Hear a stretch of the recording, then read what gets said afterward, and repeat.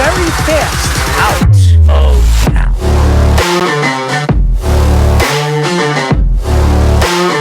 Does he help them win? You're under 500. Aaron Judge helps the Yankees win. You're paying the players $300 million. You better be sure that guy's going to help you get over the hump.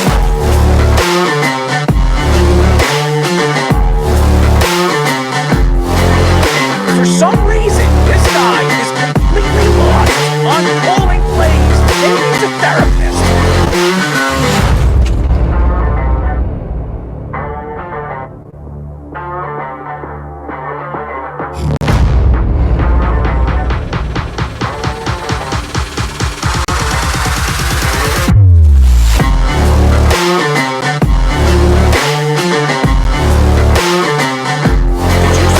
Jackson cried to the referee. No, he didn't.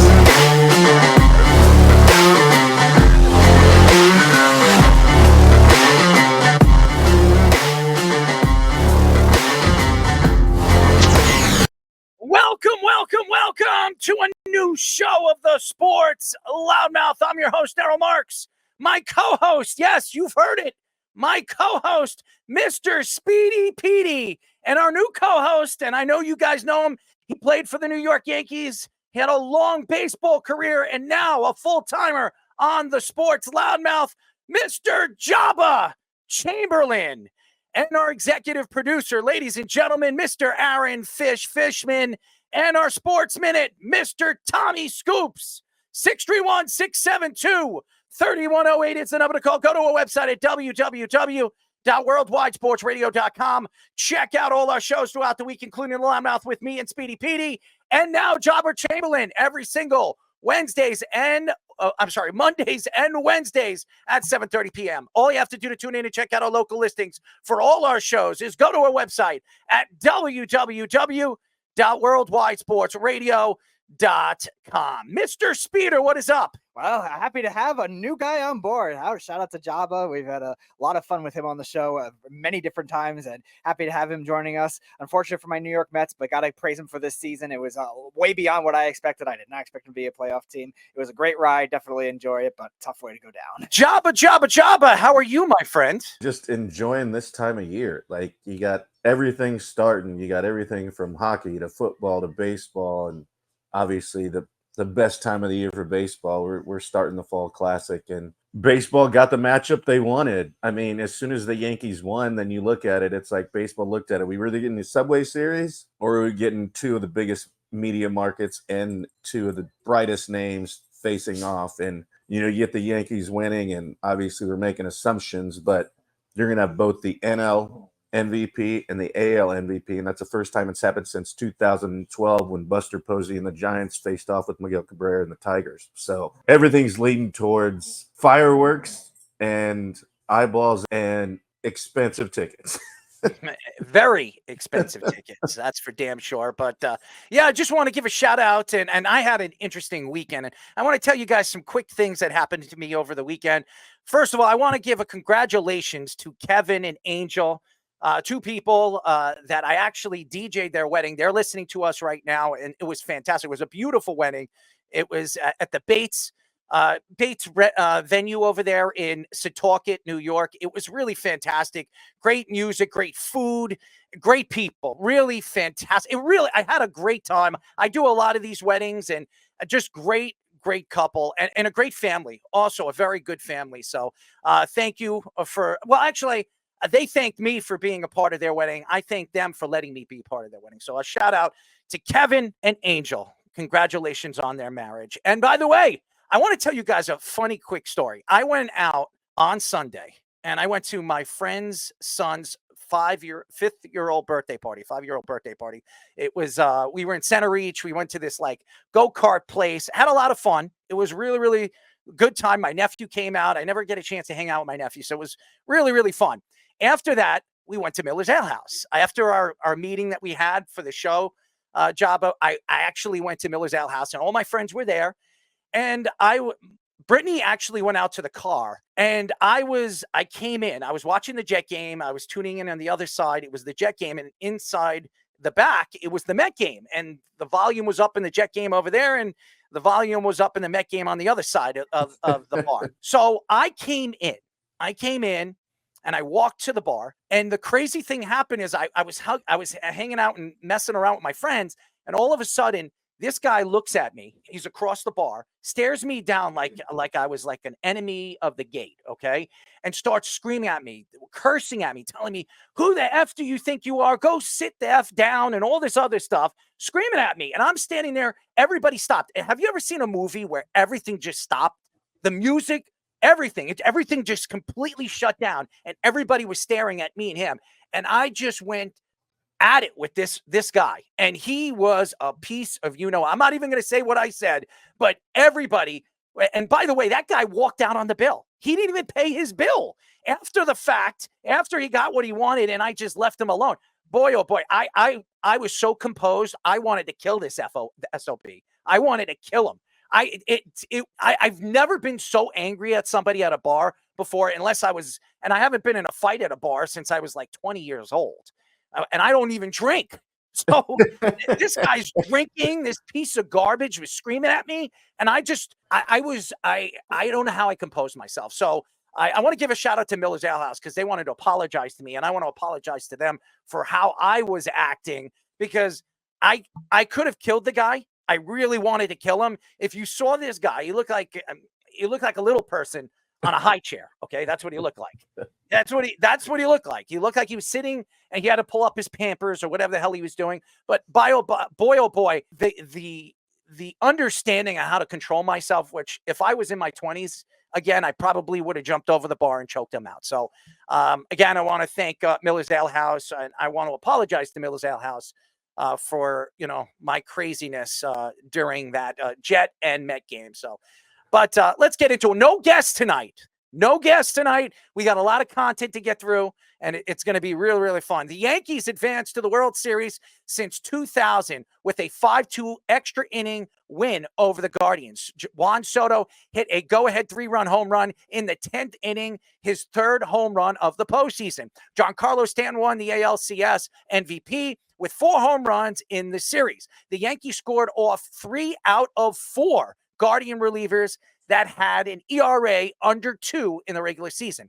After Game 3 of the ALCS, Jazz Chisholm guarantees the Yankees to win the World Series. The Yankees have listed Garrett Cole as the World Series Game 1 starter on Friday. I will say this, and I know a lot of Yankee fans out there are excited. They're enjoying this win, and you should be. The Yankees haven't been here since 2009. Jabba knows, because he was a part of that team. And we all know that we all remember Alex Rodriguez having the playoffs of his career. He had a great season. And obviously, this was at the tail end of Derek Jeter's career, because after that, Derek Jeter hurt his ankle, and he was never the same player after that, and he eventually retires. The Yankees have not been in the World Series since 2009. So you sit back and you're happy, you're excited. You bring in Juan Soto. Juan Soto hit that big 3-run home run, and he was shaking his head. Really, what made that game and that 10th inning so interesting is the way he reacted to every single pitch before he smacked that ball over and the 3-run homer happened. But what was crazy about that game, and what was crazy about that series, was the relief pitching. The Guardians have been the best bullpen in all of baseball. They were fantastic all season long. They had the best closer. He had a career .65 ERA in his best season of his career, and it was fantastic. And then every single one, they had 4 relief pitchers that could have been a closer on any other team in baseball. And in this particular game and in this series, the Yankees, and again, Jabba, we speak about this all the time. When you see these pitchers over and over and over again, you're going to figure them out. And that's what happened in this series. And you sit here and you look at Giancarlo Stanton, and I've said this many, many times before this series even started, before this season or the playoffs even started, that Giancarlo Stanton has been the Yankees' best playoff player. He has, for the last 3 seasons, even him not being 100% healthy over the last couple of years, he has been everything to the New York Yankees. The Yankee fans for years have been attacking the Yankees for making that move. Obviously not thanking Derek Jeter for giving us Giancarlo Stanton. Giancarlo Stanton can't stay healthy. He can stay healthy. But what he has proven year in and year out in the playoffs is that he could produce. He hits home runs, and in the big spots, for some reason, he steps up to the plate. Aaron Judge has not been a good playoff player. Career, I think, going into this series, a career 200 hitter. After this series, I think he's a career 190 hitter. He has not been very good in the playoffs. Now, we can only hope that the American League MVP figures it out in the World Series. We hope, especially being that he's facing Ohtani, and we've been arguing back and forth who had the best season. And again, if Ohtani plays better and the LA Dodgers win, we're going to be looking at Aaron Judge and saying that he can't win the big game. He can't show up in the big game like Ohtani did. But if Aaron Judge shows up against the LA Dodgers and helps win a World Series, we might not be sitting here today or even going into the offseason after the Yankees win the World Series and sit here and say, hey, you know what? Ohtani had a better season. I think the back and forth banter here is the fact that we're going to see the two MVPs for each league go against one another. And like you said, Jabba, in 2012 was the last time we seen it. I sit here today as a Yankee fan. I am excited. I haven't seen the Yankees here since 2009. I am a diehard Yankee fan. I grew up a Don Mattingly fan. I've followed the Yankees through thick and thin. The Yankees are going on, 34 seasons with winning baseball. They have not had a losing season since 1992. They've been the face of professional sports. And you can say whatever. You want to say the Dallas Cowboys. Dallas Cowboys haven't won nothing. They haven't won a championship since the 90s. And if you want to say they're America's team, well, I couldn't even say they're America's team right now in football because the Pittsburgh Steelers have a bigger following right now throughout the country than the Dallas Cowboys. But what I can say about the New York Yankees is that the Yankees organization with George Steinbrenner and the Steinbrenner family has lived to win World Series. This is what this organization is all about. And this is the longest drought in Yankee history, with 14 years of no World Series, is something that stands out from the rest. If you look at the success that the New York Yankees have had, 27 World Series, how many American League championships have they won? You look at what they have done in a accomplishment. I think it's 40 American League championships that they have won. What they have accomplished, not only as a baseball team, but a world power when it comes to sports and what sports stands for. New York, the NY, stands for more things than you can only imagine. And you look at Juan Soto. Juan Soto at the end of the game said something very, very interesting that really stood out to me and sticks out to me on why I believe Juan Soto will stay a New York Yankee. He said, your dreams growing up was to get to the plate and hit a home run, a game-winning home run for the New York Yankees in pinstripes. We've seen it for years. You know, my parents have seen it for years. Mickey Mantle, Babe Ruth, Joe DiMaggio, all the great Yankees. And then you even move up from the times that it changed and it transitioned from Bernie Williams to Derek Jeter, and even of that magnitude of great baseball teams. So you sit here, and as a Yankee fan, and I know I feel bad for the Met fans, and I want to give a shout out to the New York Mets organization for a great season. It's a successful season for a team that shouldn't have been there. Honestly, should have never made the NLCS. But the fact that they fought, and they fought hard. I would have loved to see the Yankees and the Mets. Everybody said, well, who would you rather see, the LA Dodgers or the Mets? I could give a damn. Because the fact is, as a Yankee or a Yankee fan, I want to see the Yankees beat whoever they play in the World Series. But it's just amazing what the Yankees have done. Gleyber Torres, what he did in the series, he was fantastic, hitting over 300. He has been another guy that really has stood out over the last 3 years at the plate for the New York Yankees. He's expecting a big contract in the offseason. I don't know if he's going to get it. If there's an odd man out this offseason, it's probably going to be Gleyber if Soto is signed by the New York Yankees, because Soto's going to make $650 to $700 million. If Garrett Cole opts out of his contract and the Yankees decide to bring him back to extend him, they're not going to put all this money into 3 players, especially when their cap is up there. I think right now the Mets have the highest cap in baseball. The Yankees are tailing right behind them. At the end of this season, Max Scherzer's off the board. Justin Verlander's off the board. The Mets have a chance to go after Juan Soto. They have a chance to go after Gleyber Torres. And I wouldn't even be surprised if the Mets do it. But The Yankees have an opportunity now. Let's not talk about Soto next year. Let's not talk about Torres next year or Garrett Cole next year. They have a chance to win a World Series and win number 28. We've seen this before. Joe Girardi from 2000, 2009, after they won the World Series, was wearing number 28 and can never get it done. It's been 14 years waiting for number 28, and it would be so fitting. It would feel so great if they can knock off the LA Dodgers, a team that the Yankees met in 1981. Yeah, you look at this on-base prowess that this Yankees team has. I think that's a big difference when you look at bringing in Juan Soto. And Juan Soto, I think, has elevated that kind of thing. He didn't hit as much in the beginning of the playoffs, but he was walking. And then once he got his back going in that Royals series, he really took off in the Guardian series after that. Giancarlo Stanton's been that staple from the start. He's been the Yankees' best playoff player since that COVID year. And that middle of the lineup, all of a sudden, even with Aaron Judge struggling, has still been elevated. But what Aaron Judge was doing was walking a lot in that series as well and making it very hard on these Guardians relievers to make it work. We talked about the Royals, the way that the Yankees worked the Royals starting pitchers, the way they worked them where they only went 5 innings. They did the same kind of thing here with these Guardians relievers, and 3 out of 4 of them they allowed home runs to. And that was a big difference that you never saw from previous Yankees lineups. Yankees lineups were striking out historically bad in these postseasons, and that kind of thing changed all of a sudden. Aaron Judge was still striking out loud, but everyone else was still hitting. And the bullpen, which was high priced before that, was really pitching well down the stretch. Yeah, I think you take all those dynamics, and I think, obviously Judge did strike out more than usual, but he had productive at-bats with sacrifice flies and still, did some things. And I think he's very underrated as an outfielder as well. And, saving some runs with running down some balls and doing that. And then, like I said on Twitter, I was like, it's going to take everybody. Like, it's going to take the bullpen stepping up. It's going to take our starting pitching stepping up.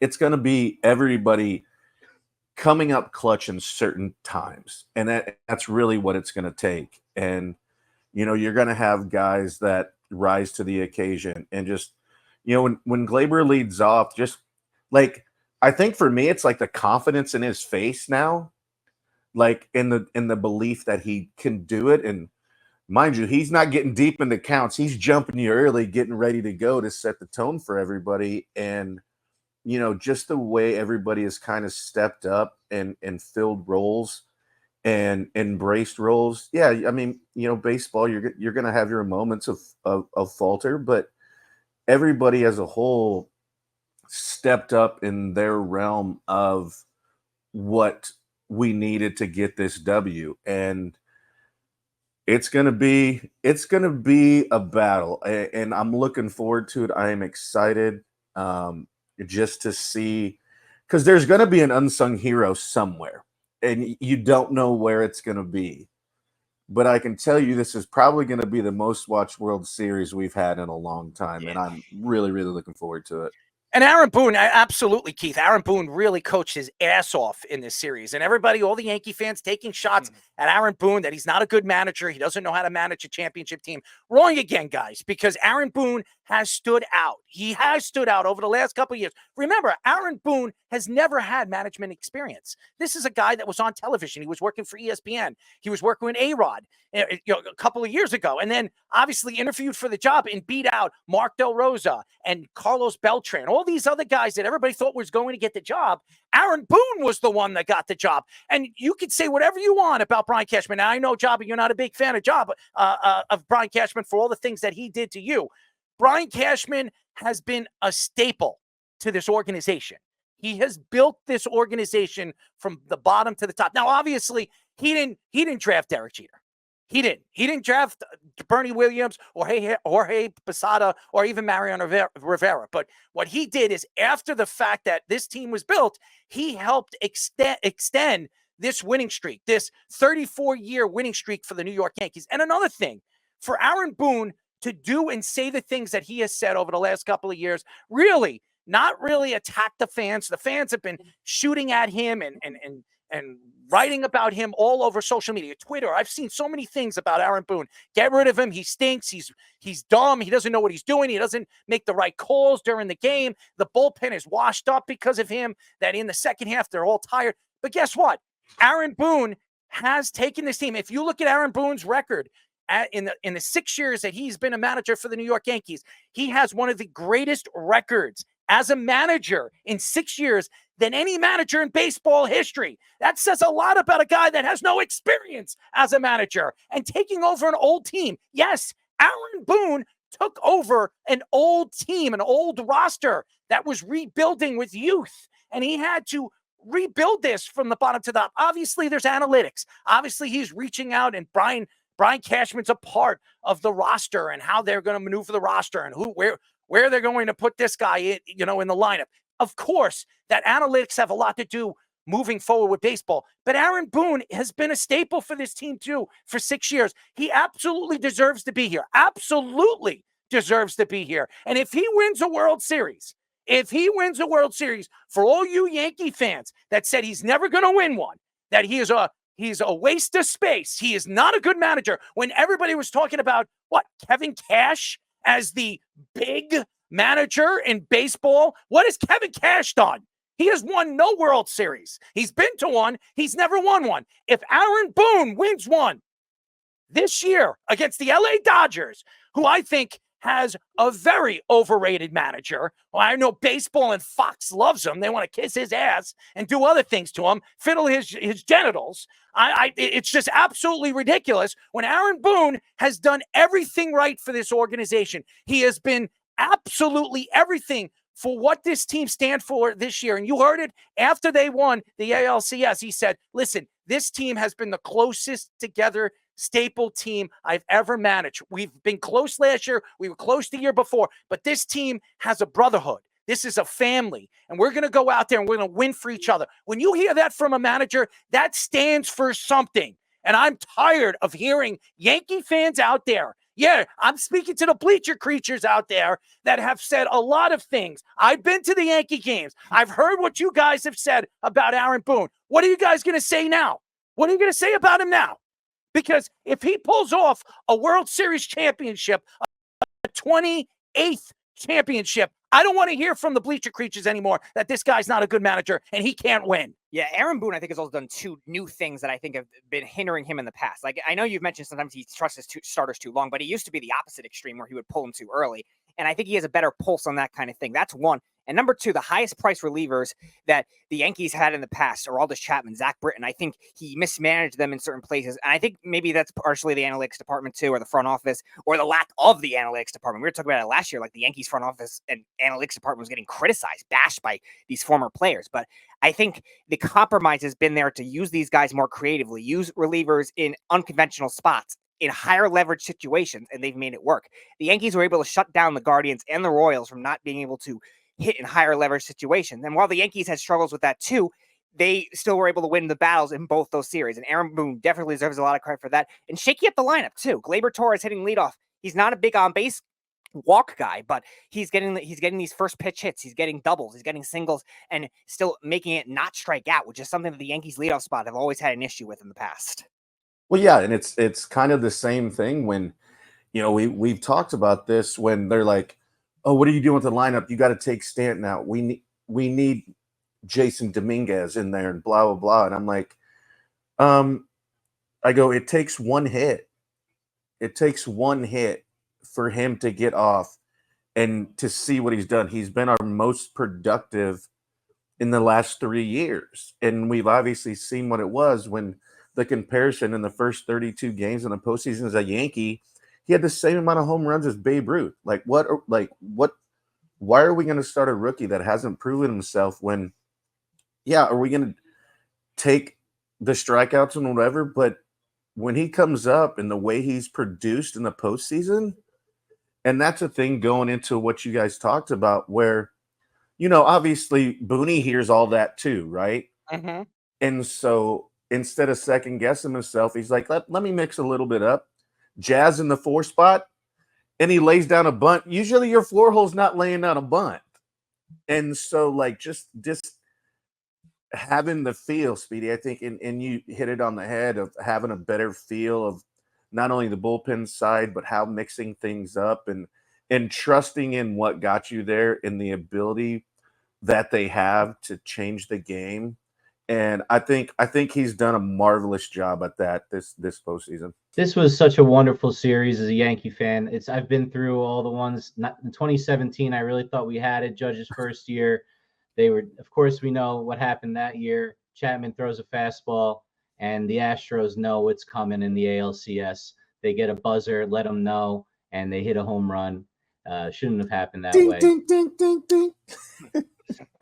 I as you know, I haven't let it slide, but Speedy has. Sorry. I'll tell you what, though. Judge during the regular season, we've talked about it for the last few months. He's putting up numbers that you don't see. He's well over 200 OPS plus, which tells you, this is one of the best players, not just this year, in the last 25 years. Now, in the postseason, he hasn't been there yet, which tells you as a Yankee fan, well, what if he wakes up? Who's going to stop us now? And that's the hope right now. I can't wait to see how he performs now that he has the best protection he's ever had as a player in his entire career. You got Soto in front of you and a hot Stanton behind you. I mean, what can you ask for? It's just a matter of time, in my opinion, before he really wakes up, and no better time than now, guys. And congratulations to Giancarlo Stanton, who's had a sensational playoff run. Really unbelievable. That 2-run shot in the final game that tied the game and took it to extra innings.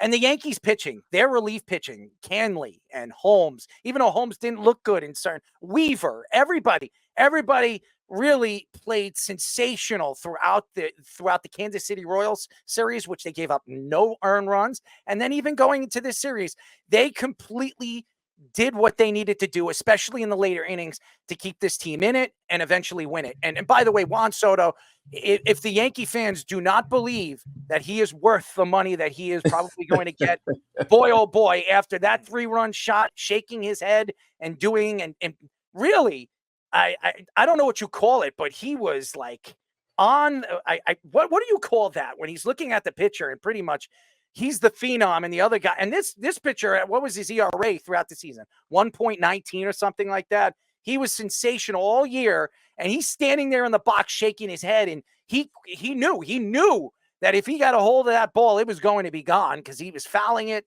and he saw it all the way. So Juan Soto is absolutely going to make his money after just off that hit. Even if he doesn't hit in the World Series, this man is going to make himself a lot of effing money. So if you're a Yankee fan, and most people are, I mean, seriously, you see Yankee hats no matter where you go. You can go to Nebraska and you go into a food market and the cow's milking itself, ladies and gentlemen. And you're going to see the cow wearing a Yankees hat. I don't know, but everybody in the world, you're going to see. Even Donald Trump. I don't know if anybody was seeing, after the Yankees went to the World Series, he was wearing his Yankee hat. He posted it up on social media. So obviously, as a Yankee fan, there it is. There's the cow. Only a matter of time. A Yankees hat on a cow before. My dad still rocks his Yankees hat. What was that, Chopper? My dad still rocks his Yankees hat. So your father a cow? Well, he's lost some weight, so he's not as big. Sorry, Papa Chamberlain. Yeah, sorry, Dad. I know he's listening. So, no, but to your point, it's like when you watched Soto hit that home run, what I noticed too was like the true, genuine, and you brought this up talking about the tightness of this group. You saw the happiness in his teammates, and like their reaction was just as, if not bigger than his. And that just goes to show that you're playing for one another. You're not playing for yourself.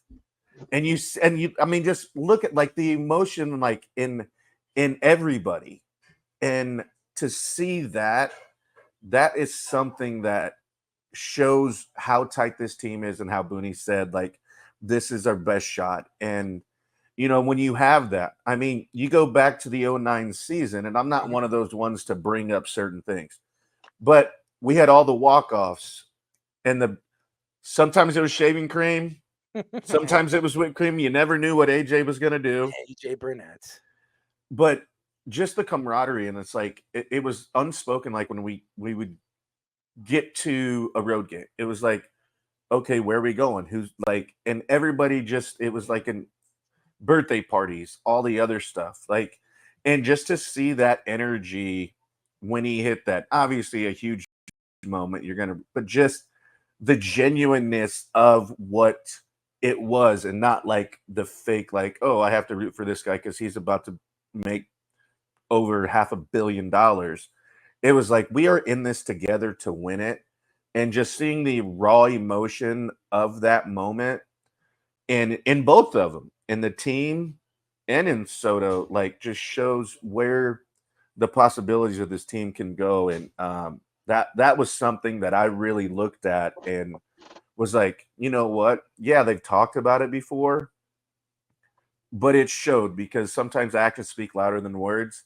And to see that genuine like, we're playing a game, people. We're not curing cancer. Like, we are kids that have grown up playing this game, and just the raw emotion when you get to that point, it gives me goosebumps thinking about it, because this game is so great on so many ways, and just to see them react that way was super, super cool.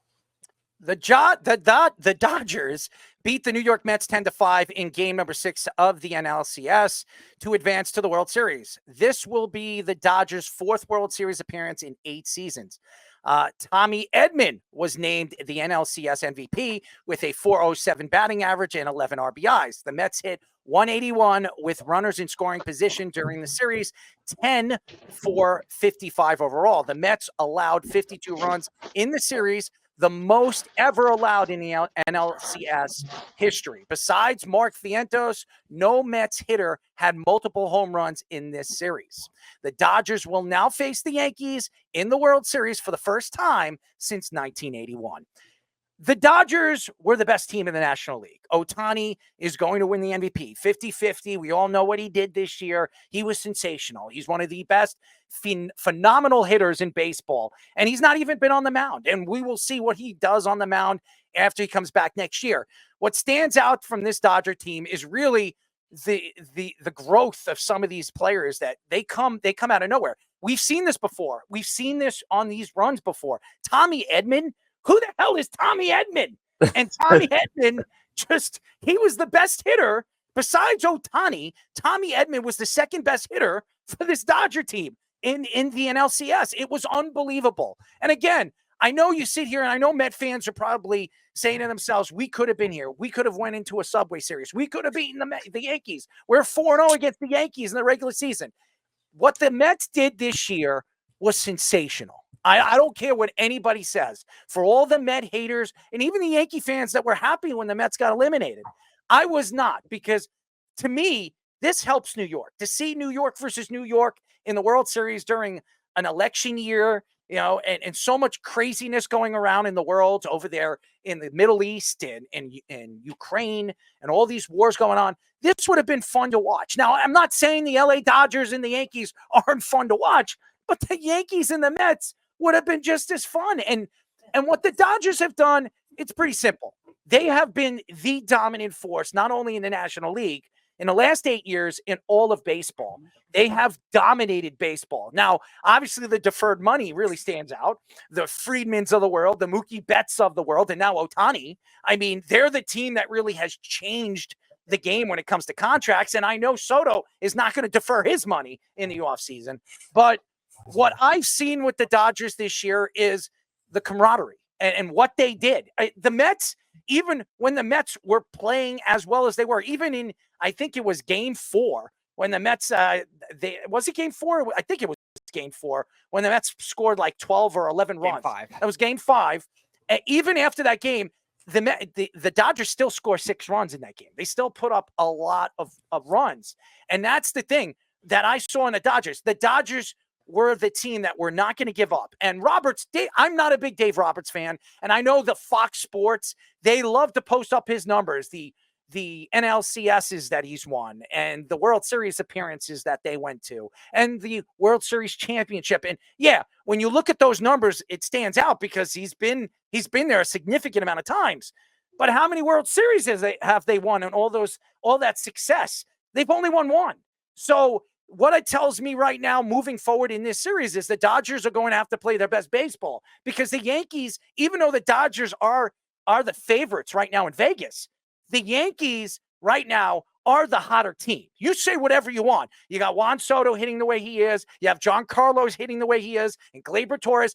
3 guys. Who was hitting over there? I mean, the Dodgers were spreading it out, but who was consistent in that lineup? It was Ohtani and Edman. Those were the 2 consistent players in that whole lineup. There was games that Mookie Betts was hitting the ball. He was. There were games that he was 2 for 4, and Freeman hit a couple of hits and a couple of RBIs. So they were getting big at bats at some points. But the 2 hot players is Edman. Who the hell is Tommy Edman? And then it was Ohtani. So the Yankees are the team to beat in this series because of their pitching staff, because of Garrett Cole, because they have the best pitcher in the rotations. And if Garrett Cole is on, he could be unhittable.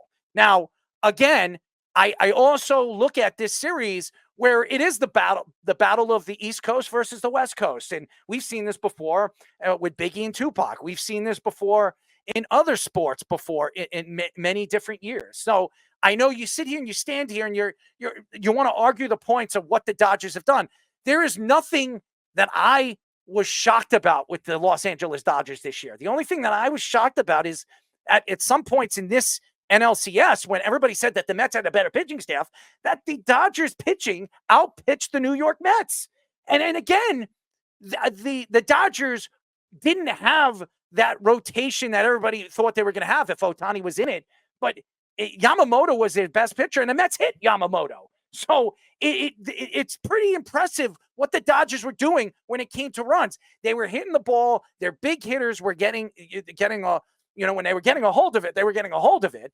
And even Muncy, he was at some points of the game, he was hitting, and they were getting enough from the lineup to give them runs. And the Mets could not compete with that. The Yankees are a different team. The Yankees have the depth in their lineup to hit and go tick for tack with the Dodgers. That's what makes this series so interesting, because I don't think it's going to be high scoring like the Mets series. I don't. I think this series, as crazy as it may seem or sound, I think this is going to be a pitching duel. Whoever gets the timely hits in this series and whoever gets the better starting pitching is going to win this series. I don't think Giancarlo is going to hit 8 home runs or 7 or 6 home runs in this series. I don't think Juan Soto is going to hit 2 home runs in this series. I think there's going to be, like you said, Jabba, there's going to be a surprise player on one of these teams that's going to come out of nowhere and be hot. Maybe it's Jazz Chisholm because he's got a big effing mouth. I can't stand listening to Jazz Chisholm. He steals bases and gets caught all the time. He defends the shortstop position when he's a third baseman. And then when he's up to bat, he's looking for a strike when he's striking out. So it doesn't make any sense. And he's going out there and he's the one speaking. You're not hearing it from Aaron Judge. You're not hearing from Giancarlo. You're not hearing from Juan Soto. You're hearing from Jazz friggin' Chisholm. Okay, that's what we're listening to. That's where we're hearing the Yankee banter, is through him. This isn't Nick Swisher. It's Jazz friggin' Chisholm. Yeah, one thing that you mentioned, the surprise players with the Dodgers. I think that kind of thing is something they've been a good factory of doing for quite a while. Everyone overshadows the fact that they spend a lot of money, which we know they do. But the one thing they've done very well as well is they've rebirthed a lot of utility guys from other organizations. And now Tommy Edman is the latest example of that. But before that, it was Justin Turner, Mets utility guy, had a great career when he went to the Dodgers. Max Muncy was an A's utility guy going over there. And Max Muncy actually had a 12-base on-base streak, which is an MLB record for any postseason series. And he's been a great playoff player his whole Dodgers career. Those are some of the things that the little things that they do very well. And they rebirth pitchers that were top prospects from other teams that struggled. Michael Kopech was one of the biggest examples of that with the White Sox. Top prospect with them, comes to their bullpen and is big. Jack Flaherty, they traded from the Cardinals, was a top prospect in their organization. He pitched very well in game number 1 of this series. And you got to give them a lot of credit. I know the banter is, they spend money, they defer money, they shouldn't deserve to be at this point. They're just buying their championship. No, these little factors to get to this point are big reasons why, because they had all these pitching injuries. I believed in them last year because they overcame the pitching injuries that they had, and they still choked in the playoffs, so I thought they would do it again. No, they're doing it this time around, and it's a big reason why they won this series, in addition to scoring 52 runs. Well, yeah, and I think there's all those things come into place, and it's doing the common things uncommonly well. and scoring runs, getting on base, and taking advantage. And sometimes some of these guys that come over, and I mean, Tommy Edman didn't even play till August for the Dodgers. And like I said, it's amazing. And he even said in an interview, he's like, I've never hit fourth in my life, like not even in Little League. And there's going to be somebody like that steps up. And obviously we saw it in that series. And are we going to need the ones to step up in certain ways?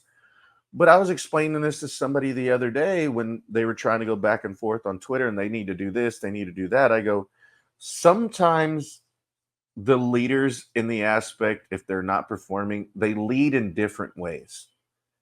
And they keep what they need to do in the aspect of like, all right, I know, because we all know when we suck and we're not doing what we need to do as far as physically, but there's so many leaders on that team where they can control what they can control, and obviously they don't go out there to suck, but then they become leaders, and it's like keeping everybody together, keeping that bond.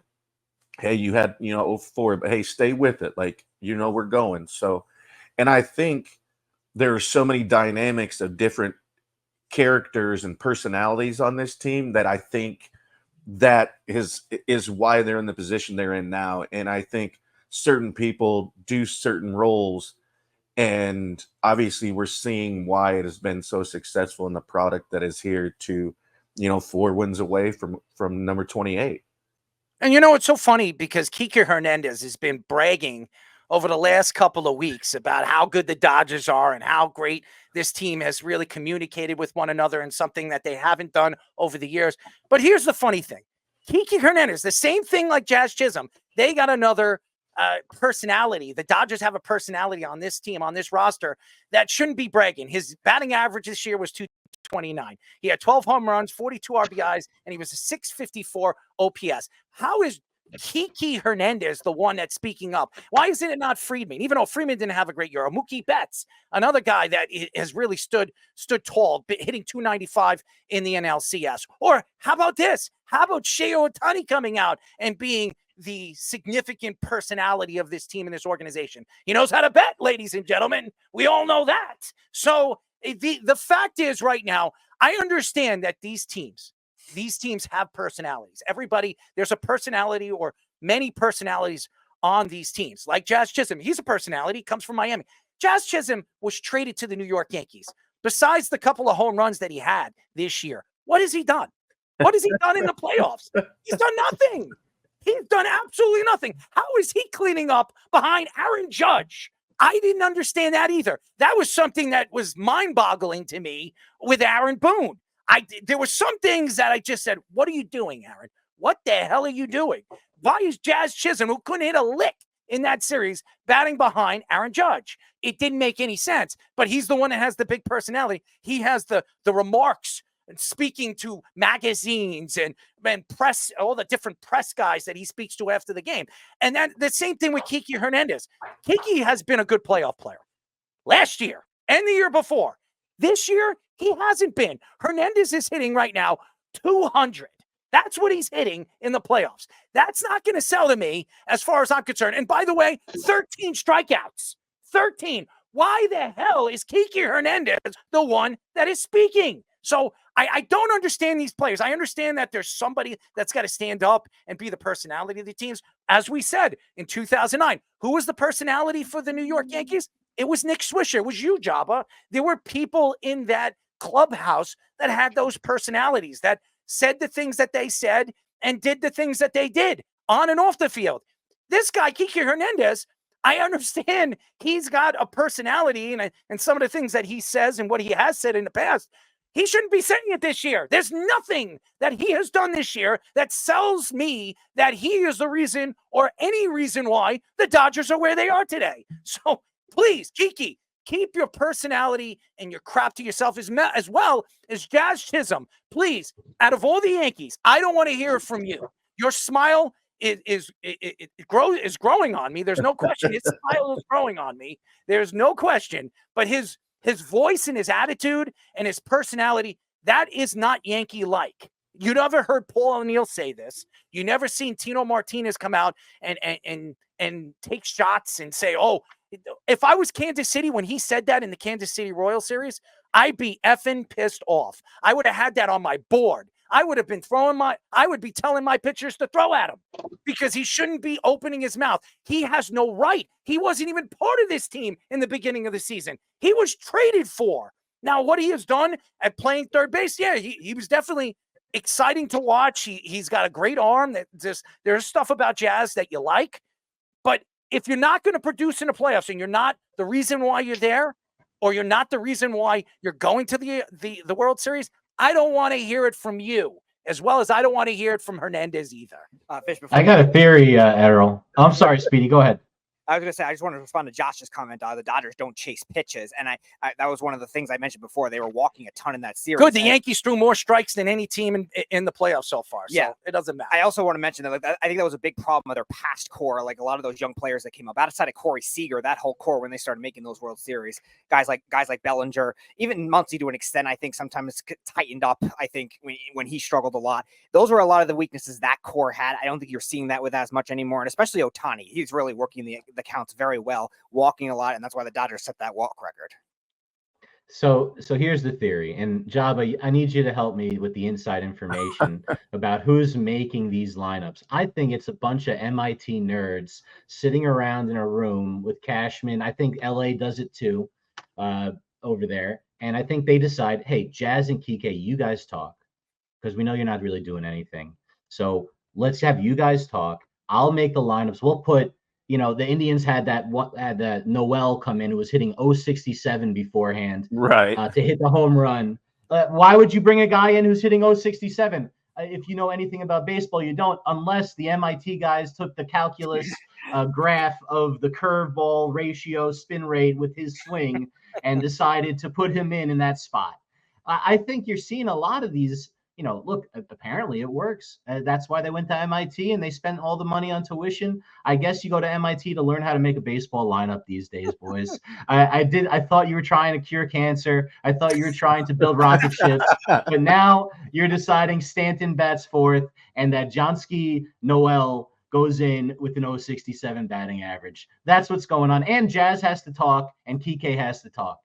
That's what they're doing. They're deciding all these things for him. What do you think, Jabba? How much influence these guys have? I think there's a place in the game for it. I don't like the precedent that it's set that they're only basing it off numbers. Like you still have to have a little eyeball feel. But yeah, it's why in the world do you put a guy in that's hitting 067? You're like, oh well, he's 4 for 6 off this guy with 2 homers or what, like, so, and then there's so much more that goes into it.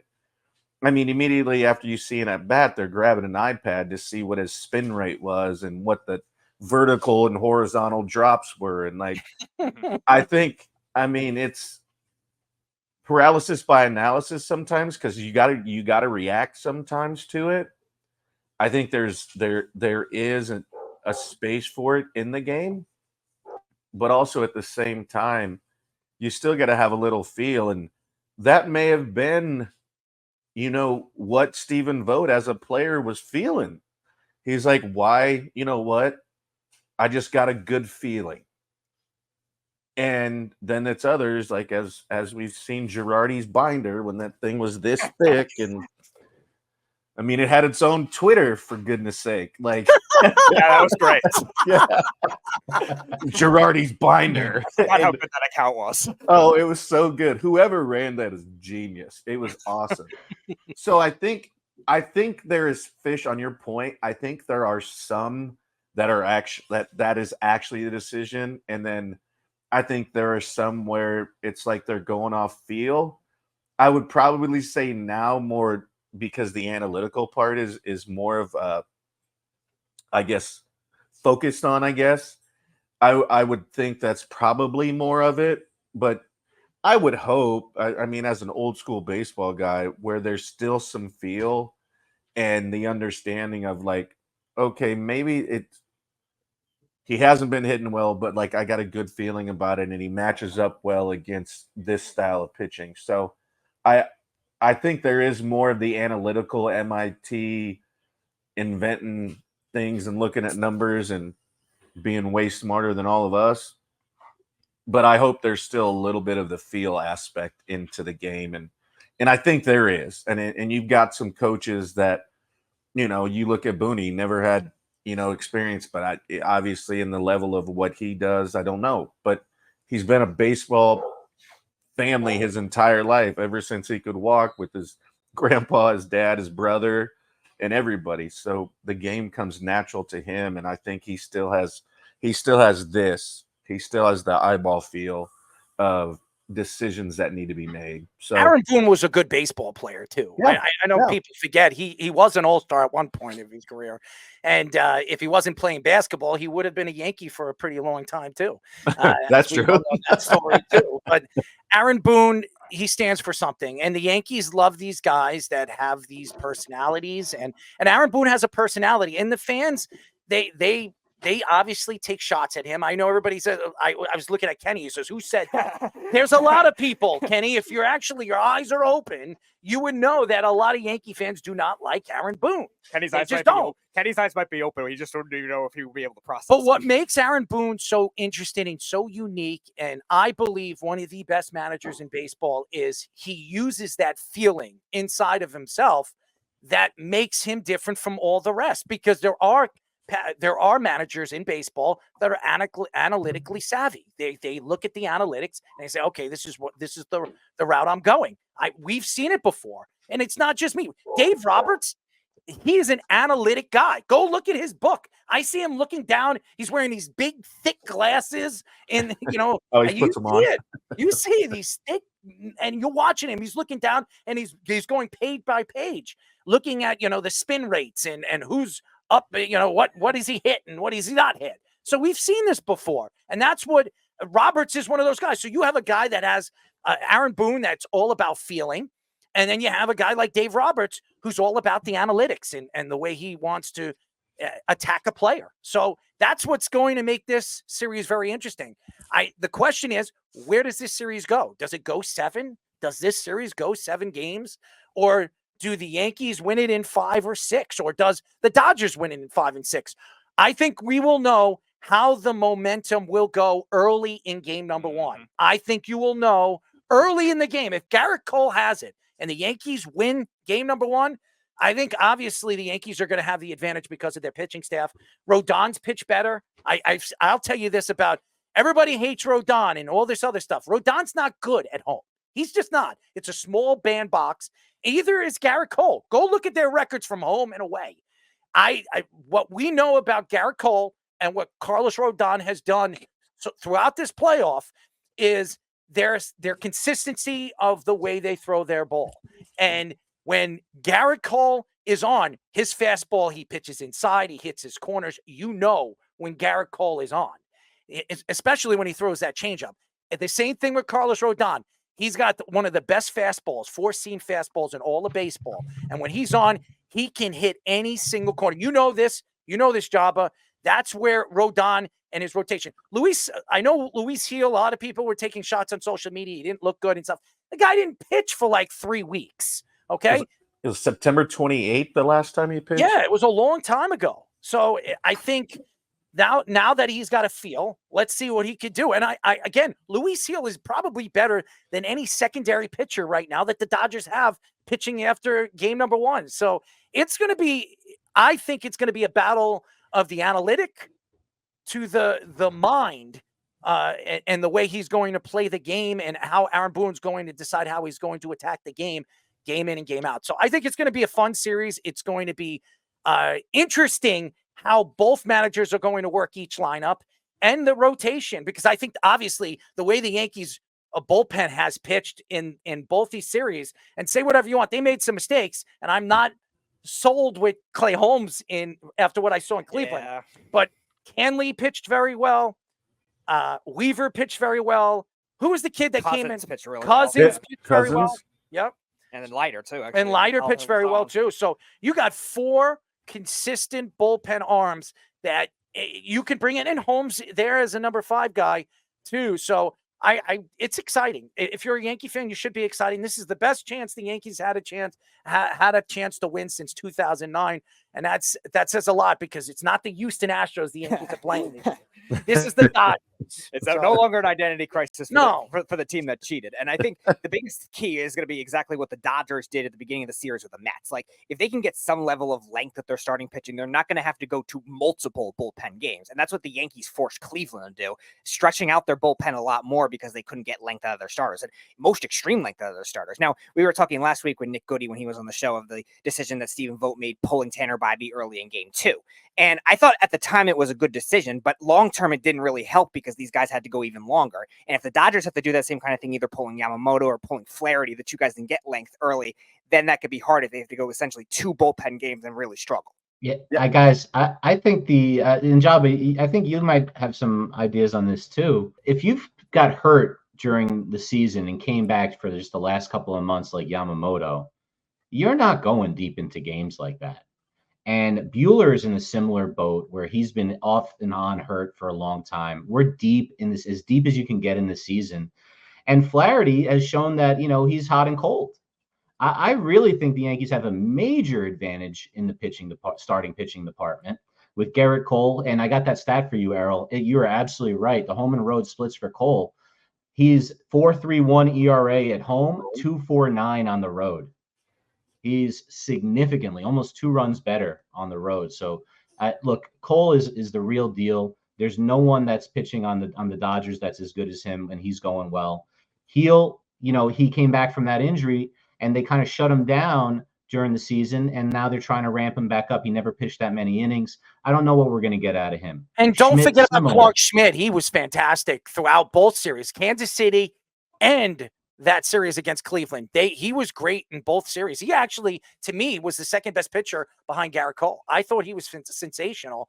And the way the Yankees were working, Aaron Boone keeps him in too long. I think Aaron Boone has to look at that.